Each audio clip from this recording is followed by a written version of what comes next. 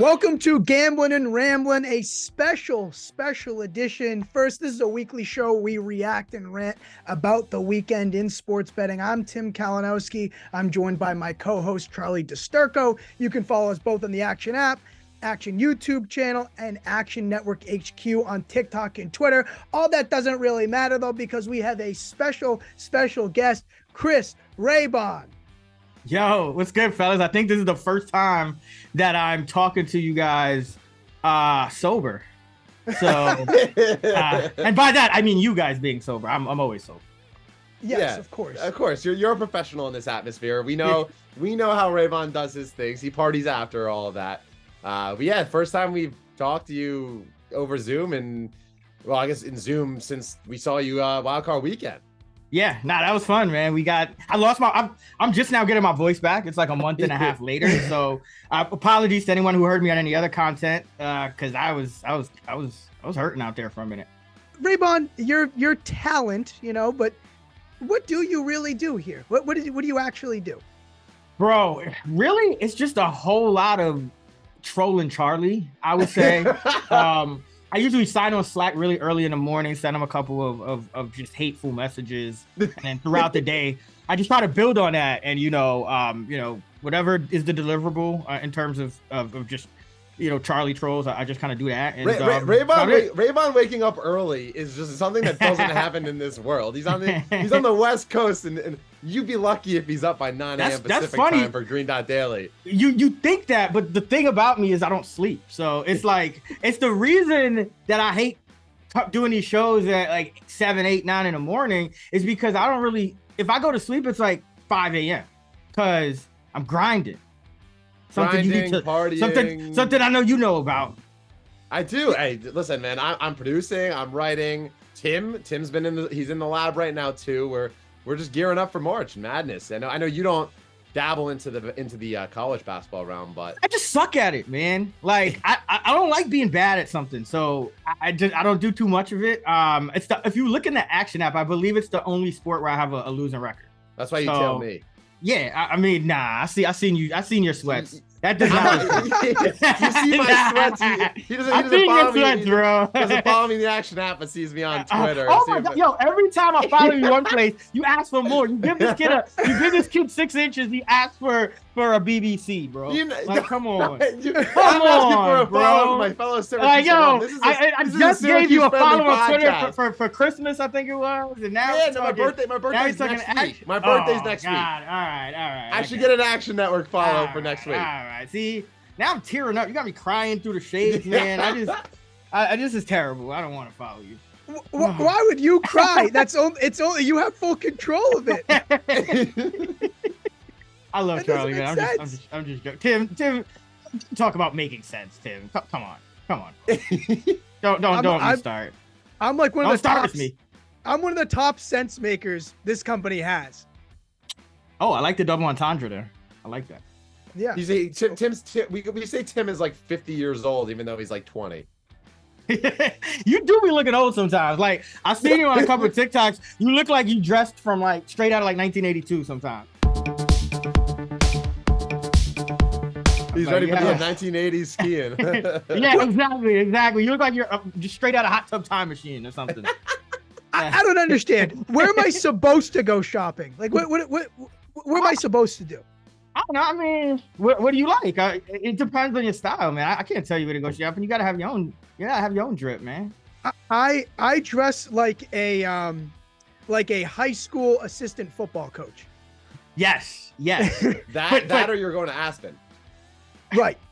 Speaking of Aspen, Raybon, so what happens when the NFL season ends? Obviously, why did you say speaking of Aspen? Do you think I'm just going skiing? Well, we said Aspen. We said. Look, it's like that's a pro transition. I'm going to ask you about vacation. Okay, so I brought up Aspen. Okay. I'm like, oh, and speaking of destinations and vacations, and then I pump your tires.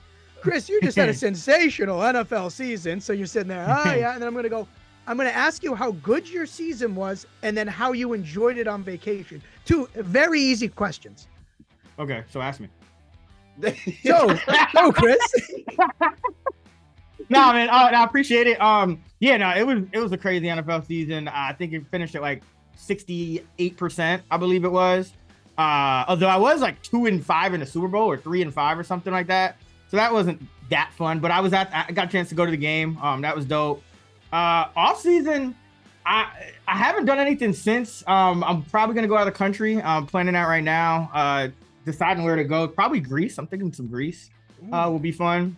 But as far as betting, what I do in the season ends is, I try to fall back a little bit because anyone who knows me or has followed me knows that I've been getting better at betting, since I even joined the company. And so it's a psychological kind of toll, like just as your unit size increases. And I've talked to our producer Hutton about this, but sweats are not fun, even when you're winning 68% of the time, when you get to a certain point, it doesn't matter how much money you have there's a certain point where your units just feel like a lot. And it's just oh damn, I could, if I'm betting 8 bets, I'm shit, I could lose. If I go 0-8, shit, so I try to chill and mess around with some lower limit stuff at first. I get really into the Oscars and I try to binge watch all those films. So that's what I've been doing. I actually have a pod out right now with Colin Wilson previewing the Oscars, and I'll have a piece out as well,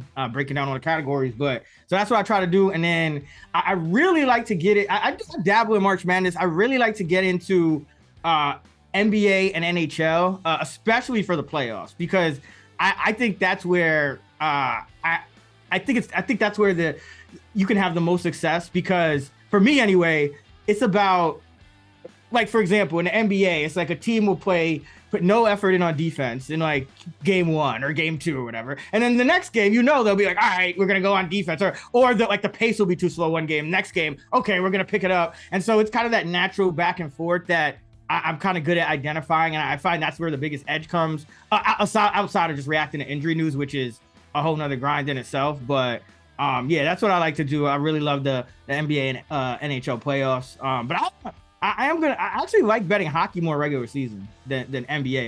You don't have to tell me. You don't have to tell me and Tim twice about betting the NBA during the regular season. We are anti NBA, even though I still bet it from time to time. I guess, Raybon, also just a question, because you talked about that psychological toll that comes in the football season. I think this is a great question for anyone. And as me, I bet a lot. Tim bets a lot. You go through a cold streak. How do you stay calm? Continue your grind and trust that your process is good, because I feel it, especially with your following, it could get annoying with the trolls and stuff. Yeah, I mean, shout out to my followers. I love y'all, even the trolls, because honestly, I grew up in the Bronx, New York, and the way we showed love was trolling, snapping, trolling, your mama is so ugly, whatever, so I don't mind it. It actually is entertaining to me. And it actually hasn't happened a lot this season because it's been such a good one. But I would humble brag. Yeah, right. No, but I would say that at this point, I would say that it is just because of the sample size I have, and I am kind of getting feedback from obviously tracking my own stuff, and the Action app is really great with that. I've been able to track my every bet I make almost for 4 or 5 years now, as long as I've been at the company. So that helps. And then as far as, I'm using the same model for NFL. A lot of people might not realize this, but, I project team stats and player stats every week, every single player, every single team, every single stat, so, I also I do rankings. I submit our, we do rankings on the site, and I submit them to the accuracy contest on Fantasy Pros. And so I can kind of see how I'm doing just accuracy wise in real time, because each week, and I'm not just comparing it to myself, but comparing it to everyone else in the industry, and this year, I was number 2. Sean Kerner, shouts to him. He was number 5. So it's kind of just having that feedback loop as well. It's really just about kind of tracking and understanding. Now, if you asked me that question, 4 or 5 years ago, I would say it would have been a little tougher, because I just didn't have the sample size. So it would just been more strife and more, that shitty feeling in the pit of your stomach, man, when you just got to go smoke some weed or something and relax. Well, if you're used to like hate and trolls like from back at home, your buddies, like we're kind of the same way. I show love by just breaking your balls, you know, like I love that. But don't. Yeah, so I keep an extra pair. I got four balls. What you know about that? What you know about that shit? Most people who like are a similar way, the only person who can give them a hard time is like themselves. So like, do you feel that pressure? Like only you can like hurt yourself. Only you can make yourself feel bad. Yeah, I think that's so true. You know, sometimes, and I think this is a great thing I would say to anybody out there, like, if you put a lot of pressure on yourself, or if you hold yourself to a high standard, it's like a muscle, like it grows, and you know how some people don't even realize their own strength. It's like, I have fun at work. Like, I don't feel a lot of pressure on a day-to-day basis, but then it's not till, I guess, maybe the off season where I sit back and say, damn, like, you know, I didn't want to fall below like 66%. You know what I mean? Like, I wanted to be. I'm not saying I could. Like it was a crazy year. I don't know if I can ever repeat it, but like, I think it's kind of a muscle that you build up. And so over time, you're gonna start holding yourself to just higher and higher standards naturally, just like the same way, like, you know, you might have started working out, you know, a couple years ago, and something that was heavy, you know, 2 years ago, now it's like you don't even feel it, and then somebody else goes to pick it up and they're like, oh damn, you know, it's kind of the same way. So I'd say that is kind of the biggest thing, but also really it is just kind of taking a little bit of time. When you like, NFL is super intense. It depends, you know, some people kind of bet everything and they do it year round and it's a little more relaxed. Like, for people that like when your main sport is NFL, you're going so hard for like that 5-6 months period. So I think it's like, you know, there is good to step back a little bit, remember what it's like to go like a day or a week or a couple weeks even without, you know, placing a bet, things like that. So that really helps me just kind of stay focused, stay relaxed, I would say, and take a little time when the season's over. Yeah, Raybon, I will say, I brought out my singles for you right here of all the money you made me this week. Hey. All the money you make, not this week, this season. But I will say, yeah, literally, baby. You got some too. Me and Raybon, same wavelength. I will say, and I mean, listen, you talk about your season this year, 68%. Where do you go from here? Because it's only down, right? Yeah, I mean, so a lot of people might not remember it. I mean, if you follow me, you probably do. But the crazy thing about this year has been, for me anyway, it's been an amazing year. Very humbled. My heater started in the play-in game for NBA. Like, I actually had an NBA heater before the NFL heater, because I remember this because I was with Kerner and we were at a Hooters, and it was the Hawks Cavs play-in game last year. And I remember, because I remember this so vividly. I had 6 bets that night. My first bet was Lauri Markkanen when he was still in the Cavs, and it was Lauri Markkanen like under, I think, 13.5 points. First quarter, 15 points. I'm like, nah, this is gonna be a bad NBA season, because I told you I start picking up around the playoffs. I'm like, oh, this is gonna be a bad summer, and I got blackout drunk, came home, opened the Action app like once I sobered up, and I had won the other 5 bets, and I didn't even remember. I didn't remember like watching the games or anything, and then from then on, it was just a crazy heater. Like, at one point, I was like 16-1. I think, like a first stretch. So I don't really know, to answer your question. I'm just gonna try to keep it going. The one thing I will say is, like, in terms of the literal how, is like one thing I've always tried to focus, or I've tried to focus on increasingly, is making high quality bets. Like, a lot of different people have different styles. Some people are those type of people they'll bet like, you know, 5-10 things a day, smaller unit sizes or whatever. I try to bet high unit size quality bets. That helps me a lot, you know, lose less. I really don't parlay, to be honest with you. I know a lot of people parlay my picks, which is why I kind of have to hit 68%. So that means when when you parlay my shit, you still win enough so that you don't hate me and start trolling me. But yeah, I kind of focus on that in the NFL season, because we have, you know, 14, 15, 16 games in a week.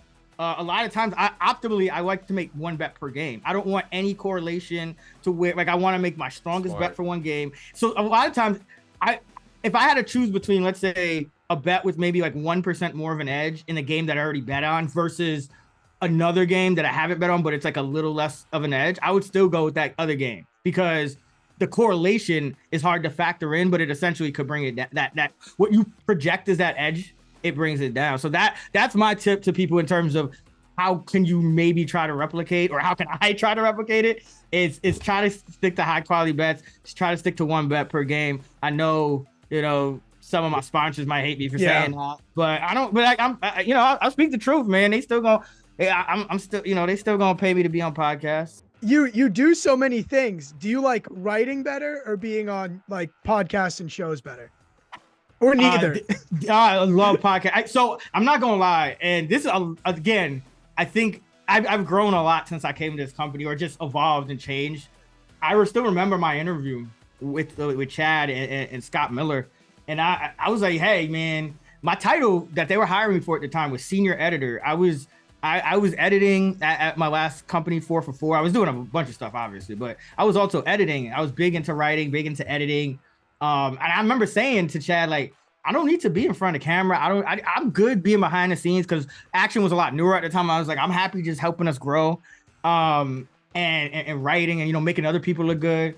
And then they ended up putting me on this like ESPN Plus TV show with like a whole bunch of ex-athletes that we had on, had at the time. And it over time, I just grew to love this so much. And now I'm not going to lie. I know Matt Trebby and Katie probably are going to hate me for saying this, but I hate writing. Like I hate writing now.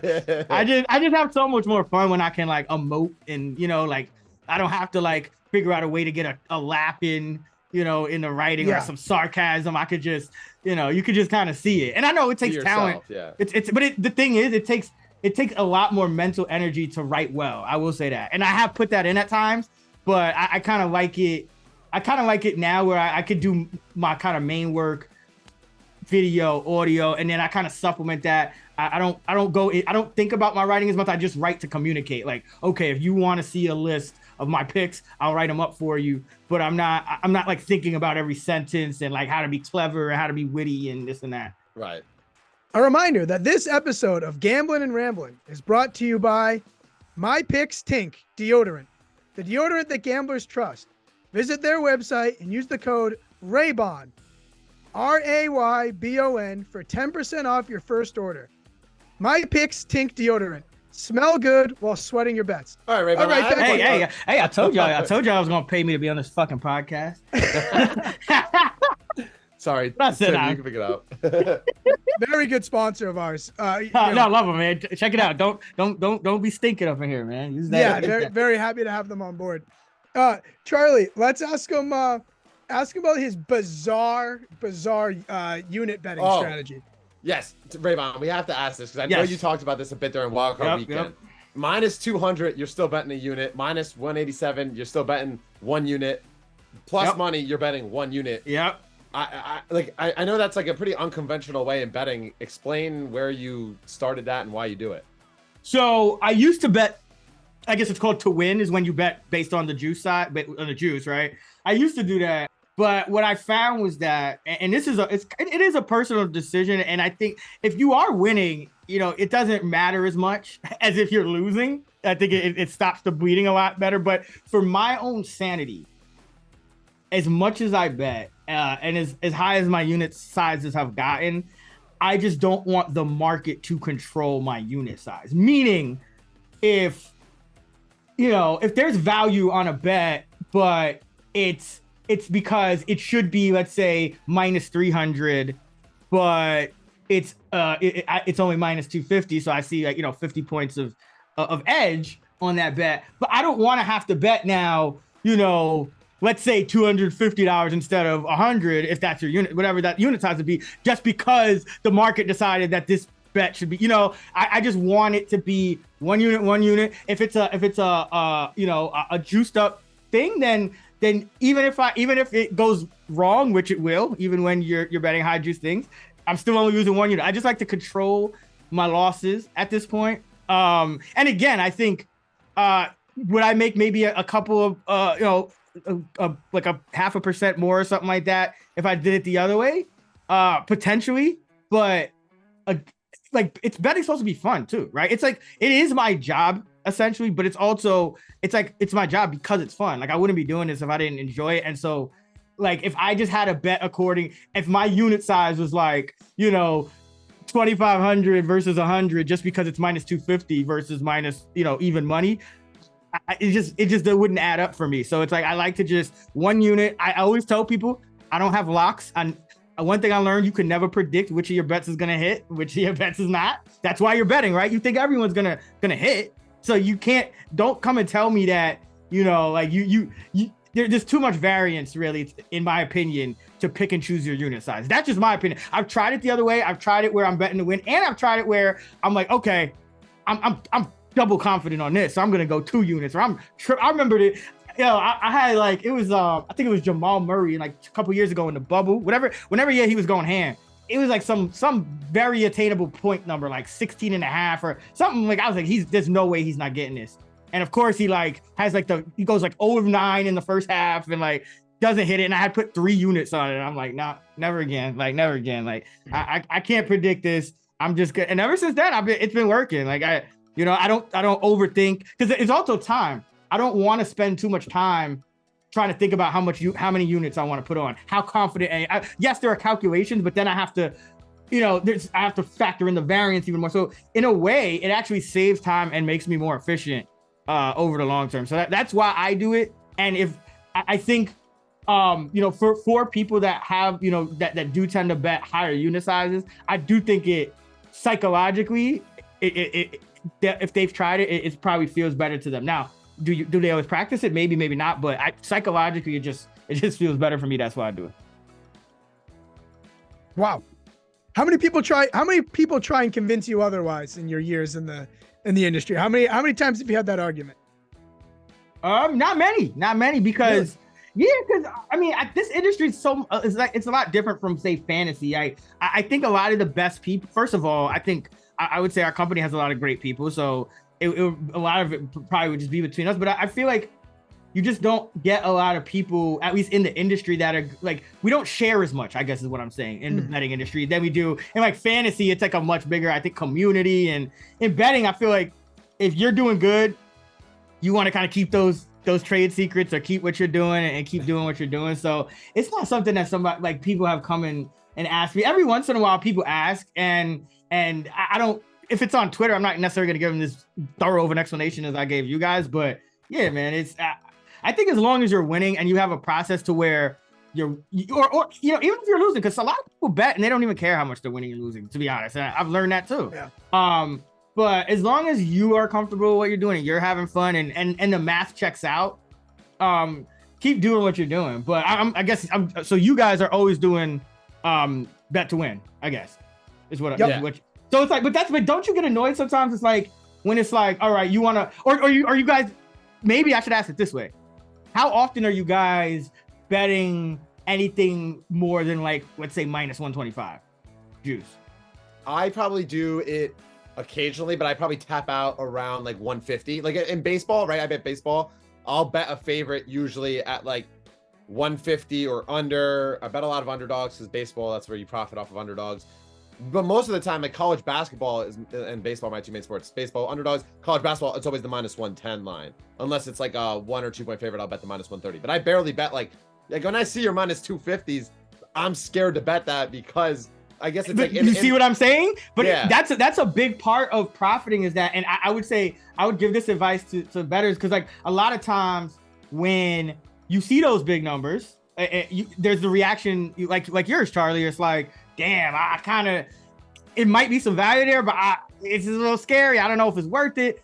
And maybe you throw it in a parlay instead. Yeah, that's what I usually do. That brings its own host of issues, which I've said. Yeah. So for me, it's just having that confidence now, because I don't have to think about unit sizing or what the price is, having that confidence to just pull the trigger on any bet I see value on, plus juice or negative juice. Like I bet, for example, everything everywhere all at once to win best picture at the Oscars at minus 250, so that, it's now like minus 1200, but I saw massive value on it at minus 250. And because, right. and honestly, for things like that, it's like I'm max betting everywhere I can. So it's not even, unit size is kind of irrelevant for something like the Oscars, I should say. I should put that out there. But that's just an example of how those numbers, a lot of times I find that you find more value on the juiced up numbers, because people don't want to touch them.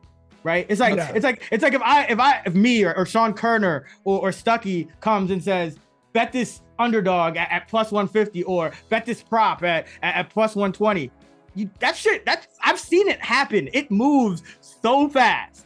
And it'll just go minus 110, and that'll be that. And it's like, it's like, so with these numbers, no one's really touching them. So like, I find that a lot of times the best value I'm getting is, betting a minus 160 that should be, minus 300, or betting a minus 250 that should be, minus 750. That's still value. It's still, it's in betting. The only thing you're trying to do is get value any way you can, profit. Like it doesn't matter. Some people want to just bet, hit a big parlay. Some people like me just prefer to do it consistent plus EV bets over time. Adds up, compounded interest, baby. Real quick before we get on with our last couple of questions, a reminder that this episode of Gambling and Rambling is brought to you by the No Buzz beer, the non-alcoholic beer that bettors enjoy. There is nothing worse than placing a bad bet while intoxicated. I've been there. Tim's been there. I'm sure Raybon's been there. Just kidding. He's always sober. But avoid that hangover by drinking and betting responsibly. Visit their website and use the code Raybon, RAYBON, for 15% off your first 6-pack. That's code Raybon, RAYBON. No Buzz beer. Enjoy beer without the buzz. Now, Raybon, I have one quick question here before I kick it to Tim. Your colleague Sean Kerner putting in the work in the XFL while you're lacking. I mean, you're not betting the XFL? You're just not interested? Come on. Like, I need some more picks. I really, the thing about the XFL is with football in general, I can't stick my toe in. It's like, I'm either out or I'm in. So like a couple of years ago, I think was it 2020 when the last time they had XFL before this? I think it was the pandemic. Yeah. I had a whole model. I was doing projections every week. I was updating them just like normal. I would just be too into it right now. So I'm falling back on that. Sean's great. He's great at creating like models quick. Like he probably works faster than me. I'll give him that. I get into my models, man. Like, so it's like for me, I just need that little psychological fallback. So yeah, I'm just going with the low limit Oscars. Sorry guys, but I'll start picking up some NBA and NHL probably pretty soon. So but yeah, XFL, man, I mean that fight was pretty crazy. You think it was staged? John Jones? No, they were the XFL fight. Yeah, there was a big. I didn't see the XFL fight. There was like a big fight at the end. I think it was the Battlehawks game. If it was staged, they didn't do a good job. They didn't do a good job of publicizing it, considering Charlie hadn't seen it. Hey, I know. I mean, hey, if it was staged, you got to promote it. So I've been catching up on a lot of WWE. I'm just in that stage mindset.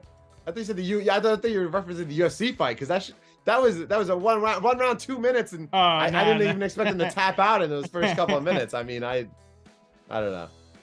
Raybon, I'm too stupid to understand a model. How do you build a model for like a new league that hasn't played? Because at the time, what are you going off of, the XFL from the 90s? What do you plug in there? Yeah, just like he hate me squared time. So it's actually my favorite way to build models is for new sports, but it takes like you got to go into it. But so the way you would do it is essentially you need a baseline for everything. That's how I use kind of a Bayesian process, which means that I start with a prior, and then I adjust that prior, which baseline, interchangeable.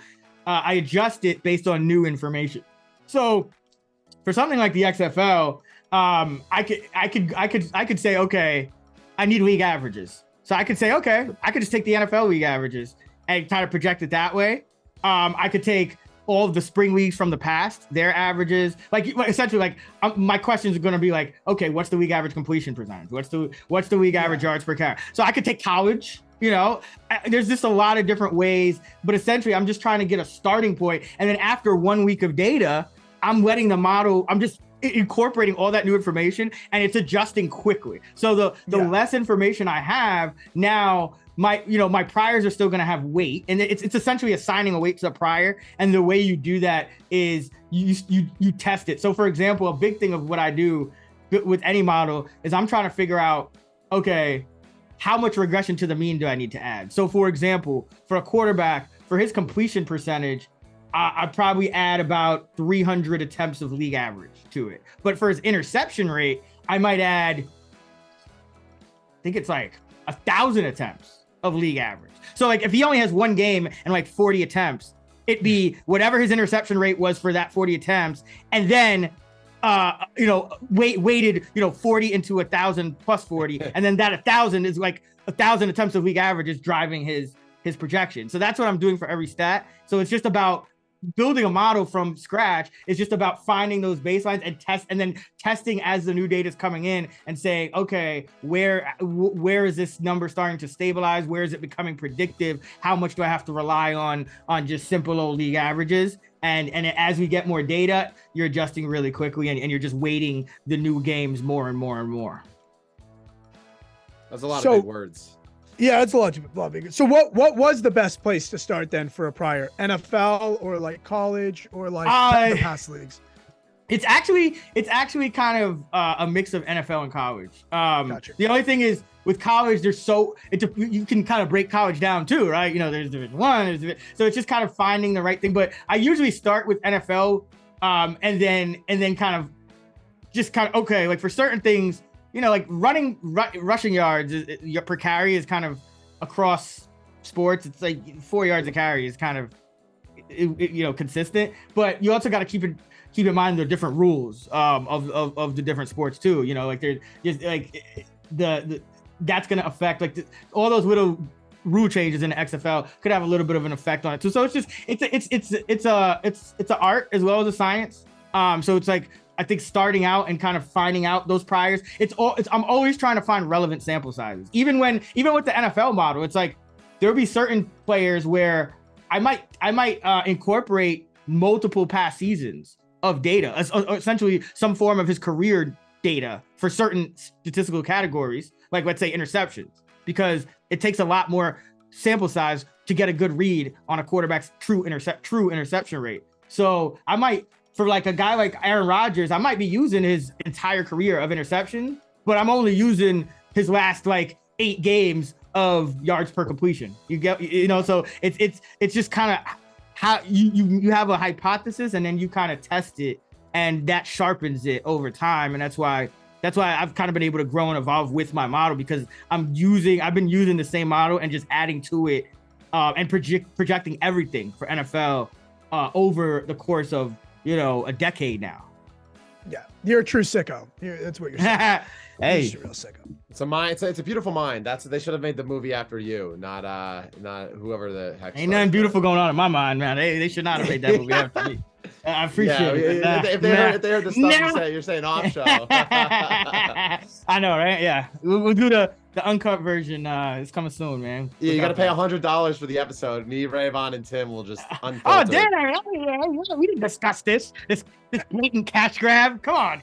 How else do you think we're supposed to? Look at this guy going off script. You see these unprofessional people I got to work with? How are these the little people? If you're listening to us till the end, there's an opportunity, like then you're actually into us, and then that means we could possibly get a cash grab. That's kind of the thinking behind there. If you made it this far, maybe we can get a cash grab. I'd rather just do another free podcast on how to get cash grabs and let everyone else profit instead of us profiting off the people that love us. God damn it. Oh, you love us? You love us, but you don't follow us in the Action Network app. That's a likely story, huh? I didn't say I loved you. I'm not. Listen, man, you're not gonna let this go, are you? You're not gonna let this go. Listen, everybody, what is your Action app name? At Charlie DiSturco. I'm up to 10,000 followers, Raybon. At Charlie DiSturco. All right. First of all, I hope all your listeners are already following you. If you're not, go follow them. But yeah, I got you. Because it's just pitiful at this point. It's just pitiful. Well, but how else do you think? Like, it's just, a little man like myself. Listen, I'm trying man, I don't want to turn your hoodie upside down, so I'll let it. I'll follow you. Yeah. That was very witty. I have one more question. What's up? Obviously you love to get super into NFL games. You're boisterous. You're quite the personality. Do you I mean, I know you really wouldn't be in a situation like this, but would you get pissed if someone else is like on the couch next to you, basically rooting against all the stuff you're rooting for? Do you have to command the room? Do you have to be in control, or do you just not care? I really don't care. I just like to do that. I kind of, in social dynamics, you got those people that it's kind of like, when you're a basketball team or any team, really, there's certain people that are going to lead in a quiet way. And it's going to be all about what they're doing. And there's certain people that are going to have to bring the energy on a given day. I'm just that person that I don't mind bringing the energy. I enjoy it. I like speaking my mind. I like just, whatever. This is me. Just being my authentic self and putting it out there. So yeah, I don't mind at all. I grew up like all we did all day. Like we would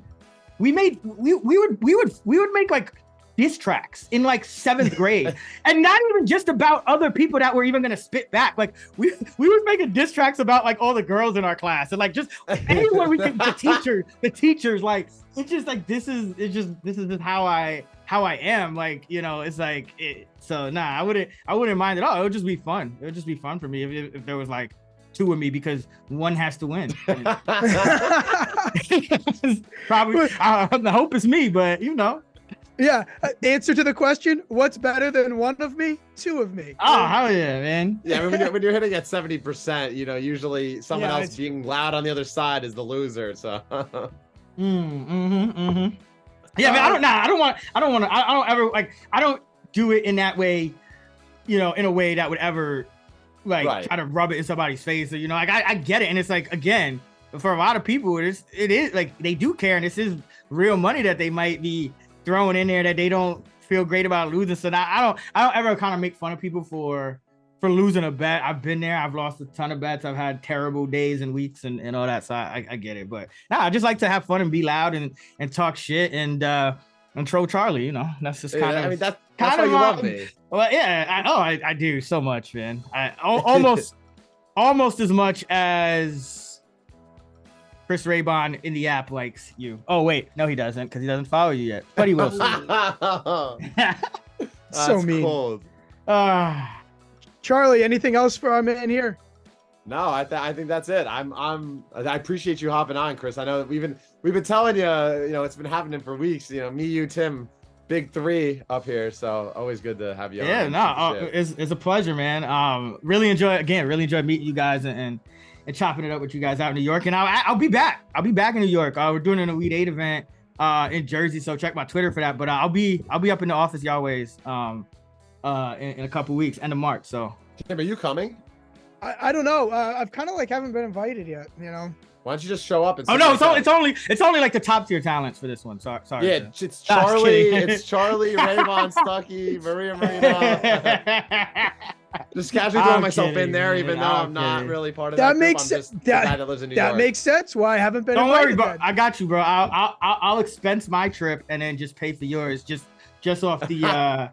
Just off one of those bets that I screamed about last time. On the Oscar. Ray McLeod under a half a receiving yard. Oh, thank you so much, Kyle Shanahan and Ray McLeod for not doing anything this entire postseason. I owe you my life.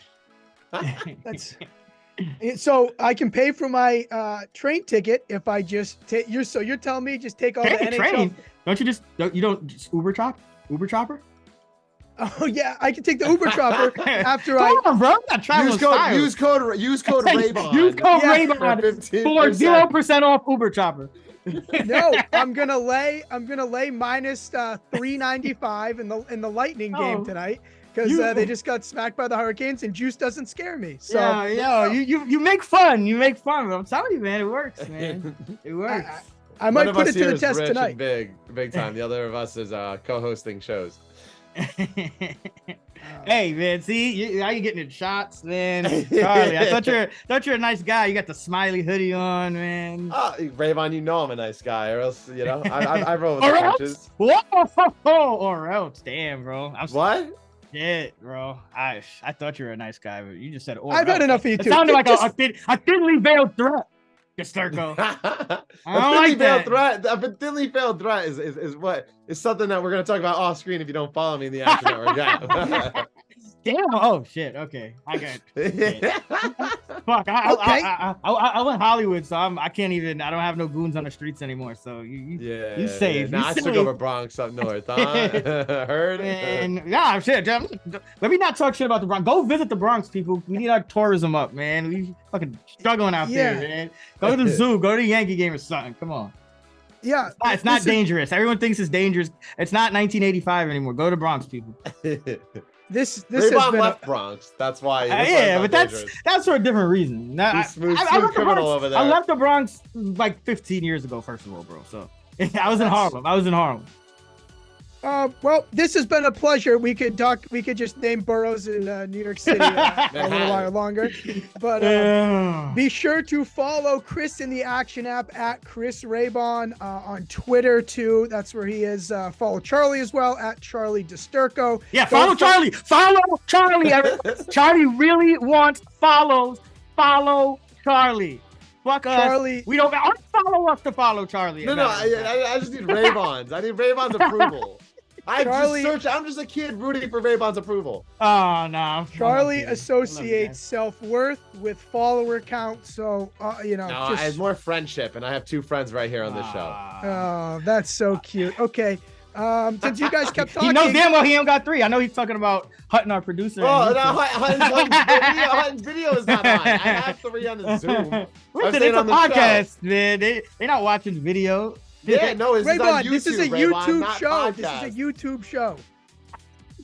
Do you think I fucking listen to the show? No, I watch the show. No, I'm just here because you guys. No, I'm just kidding. You got your shades on and everything. I want that to be the teaser clip right there. Oh man, Raybon, this is a YouTube show. You think I listen to this fucking show? And then it's just like, be sure to tune in. Let's get out of here, man. I didn't adjust my thermostat, and I'm wearing this varsity jacket, and I'm starting to sweat. Yeah. Don't follow me in the app or on Twitter. Not worth your time. Thank you for tuning in to Gamblin' Ramblin'. Good luck with your bets this week. Conference tourneys. This is actually better than March Madness. This is for the real sickos. Enjoy, everybody.